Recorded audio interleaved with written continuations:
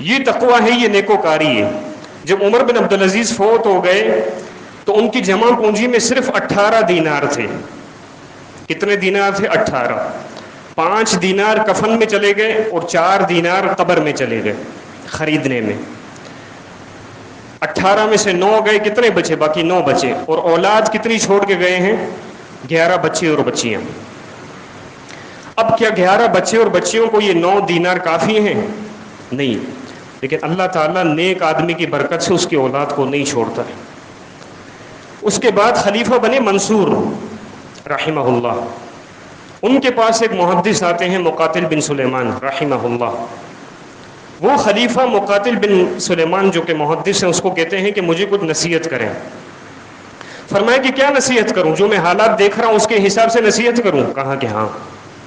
کہا کہ دیکھیں المنصور امیر المؤمنین خلیفہ، آپ کو پتا ہے کہ عمر بن عبدالعزیز فوت ہو چکے ہیں، 11 بیٹے اور بیٹیاں چھوڑ کے گئے ہیں۔ ان کی جمع پونجی میں 18 دینار تھے، اس میں سے 9 دینار خرچے میں چلے گئے، قبر اور کفن میں۔ اب 9 دینار بچے ہیں، آپ مجھے بتائیں کہ ان کے بچوں کا کیا ہوگا؟ اور عمر بن عبدالعزیز اور ان کے بیٹے یہ وہ لوگ ہیں جو زندگی میں اللہ کی راہ میں ایک ایک دن میں 100 گھوڑے خرچ کر دیا کرتے تھے۔ جہاد فی سبیل اللہ میں ایک ایک دن میں 100 گھوڑے اپنے پیسوں سے خرید کر اللہ کی راہ میں بیچ دیا کرتے تھے۔ آج کوئی پرسان حال نہیں ہے ان کا، تھوڑا خیال کریں۔ منصور نے بیت المال میں سے عمر بن عبدالعزیز کی اولاد کے لیے وظیفہ جاری کر دیا۔ مسئلہ حل ہوا کہ نہیں ہوا؟ حل ہوا۔ سورہ قصص میں قصہ ہے، ایک باپ ہے، اللہ نے اس کو بیٹی دی ہے۔ جس باپ کو اللہ نے بیٹی دی ہے نا، آپ اس باپ سے پوچھیں کہ آپ کو اپنی بیٹی کے بارے میں سب سے بڑی پریشانی کیا ہے؟ جو باپ ہے اس کی بیٹی کے بارے میں سب سے بڑی پریشانی کیا ہوتی ہے؟ میں یہ سمجھتا ہوں یہ ہوتی ہے کہ اس کو کوئی اچھا داماد مل جائے۔ کیوں؟ کیونکہ بیٹی کو ساری زندگی باپ کے پاس نہیں رہنا۔ اگر اچھا داماد نہ ملے تو زندگی میں بھی باپ کے لیے مصیبت ہو جاتی ہے۔ آئے دن اس کے مسئلے حل کرنے کے لیے جاؤ، آئے دن جھگڑے آئیں، مسائل حل کرنے کے لیے جاؤ۔ اب ایک ٹینشن ہے کہ جب دنیا میں مجھے اچھا داماد نہیں ملا، مسئلے ہو رہے ہیں، میں تو حل کرنے جا رہا ہوں، مرنے کے بعد میری بیٹی کا کیا ہوگا؟ ہے کہ نہیں ہے ایسا؟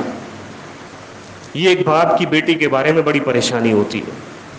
موسیٰ علیہ الصلوۃ والسلام خوف کی حالت میں شہر مدین میں داخل ہوئے۔ شہر مدین میں داخل ہوئے، دیکھا ایک جگہ پہ بیٹھ گئے ایک کنویں کے پاس، وہاں پہ بہت سارے لوگ جانوروں کو پانی پلانے کے لیے آتے ہیں، لیکن دور 2 عورتیں کھڑی ہوئی ہیں۔ وَوَجَدَ مِن دُونِهِمْ امْرَأَتَيْنِ تَذُودَانِ، اپنے جانوروں کو لے کر کھڑی ہوئی ہیں۔ موسیٰ علیہ السلام یہ قصہ دیکھ رہے ہیں کہ لوگ پانی پلا رہے ہیں، یہ کیوں نہیں پلا رہے؟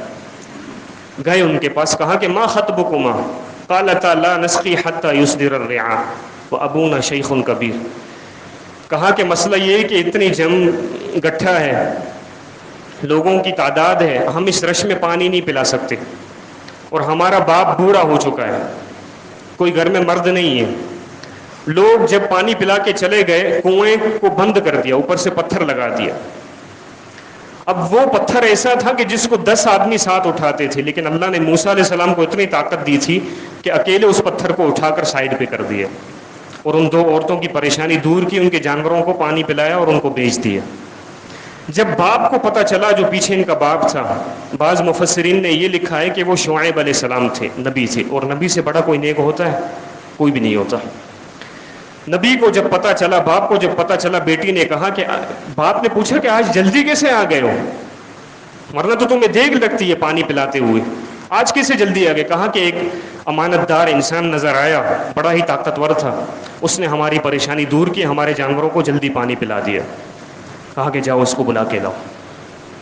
ایک عورت آئی اس کے پاس، 2 بیٹیوں میں سے ایک عورت، کہا کہ ان ابی یدعوک لیجزیک اجر ما سقیت لنا، سنیے میرے باپ آپ کو بلا رہے ہیں، آپ نے جو ہمارے ساتھ نیکی کی ہے، میرا باپ آپ کو بدلہ دینا چاہتے ہیں۔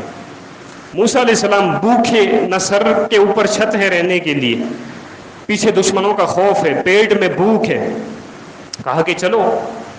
عورت جس انداز میں آئی تھی اس انداز کو پرکھتے ہوئے یہ سمجھے موسیٰ کہ اس کا باپ بھی نیک ہوگا، یہ حیا کرتے ہوئے میرے پاس آئی ہے، اس کا مطلب پیچھے تربیت اس کے باپ نے اچھی کی ہے۔ موسیٰ علیہ الصلوۃ والسلام گئے. جب گھر میں پہنچے اس نبی کے پاس، شعیب علیہ السلام کے پاس، وقص علیہ القصص قال لا تخف نجوت من القوم الظالمین، پورا قصہ بتایا کہ میں مصر میں تھا، یہ معاملہ ہوا، مدین آیا، یہ ہوا، میرے ساتھ یہ ہوا. وہ بھی نبی تھے، وہ بھی نیک تھے. کہا کہ ڈرو نہیں، اب اللہ نے تمہیں نجات دے دی ہے. اب کرنا کیا ہے؟ میں یہ چاہتا ہوں کہ میں اپنی ان 2 بیٹیوں میں سے ایک بیٹی کا رشتہ تمہارے ساتھ کر دوں. حق مہر کیا ہے؟ حق مہر کیا ہے؟ یہ ہے کہ تم 8 سال میرے پاس کام کرو، کیونکہ موسیٰ علیہ السلام کے پاس روپیہ پیسہ کچھ نہیں تھا. 8 سال کام کیا، مزید 2 سال اور کام کیے حق مہر میں، 10 سال کام کیے. اب باپ تو مر گیا نا مستقبل میں، لیکن اس کی پریشانی حل ہوئی کہ نہیں ہوئی کہ اس کی بیٹی کو کیسا داماد مل گیا. نبی خود بھی نیک، اور اس کی نیکوکاری کی برکت کی وجہ سے اس کی بیٹی کو اللہ نے رشتہ بھی کیسا دیا، داماد بھی کیسا دیا، نبی. اور نبی سے بڑھ کر نیک کوئی بھی نہیں ہو سکتا.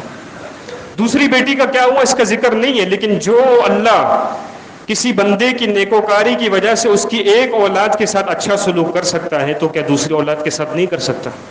دوسری اولاد کے ساتھ بھی اچھا سلوک ہی کیا ہوگا. لیکن بتانے کا مقصد یہ ہے کہ جب انسان خود نیک بن جائے نا تو اس کی آخرت تو سنورتی ہے، لیکن اس کی نیکوکاری کی برکت کی وجہ سے اللہ تعالیٰ اس کے پیچھے معاملات بھی حل کر دیتا ہے. اب یہ نیکوکاری کیا ہے؟ 2 چیزیں جمع ہوں گی تب جا کے انسان نیک بنتا ہے، ایک عبادات، دوسری اخلاقیات. ہم نے صرف نیکوکاری اس کو سمجھا ہے کہ نماز پڑھ لی، روزے رکھ لیے، داڑھی رکھ لی. ہاں ضروری ہے، یہ چیز معمولی نہیں ہے، یہ اہمیت کے حامل ہیں. بلکہ ابتدا ایک ایمان کی، ایک مومن کی ابتدا انہی چیزوں سے ہوتی ہے، نماز روزے سے، اللہ کے پیغمبر صلی اللہ علیہ وسلم کی سیرت کو اختیار کرنے سے. لیکن ہم نے صرف اس ایک پہلو کو لیا ہوا ہے، جبکہ دیندار بننے کے لیے 2 پہلو ضروری ہیں.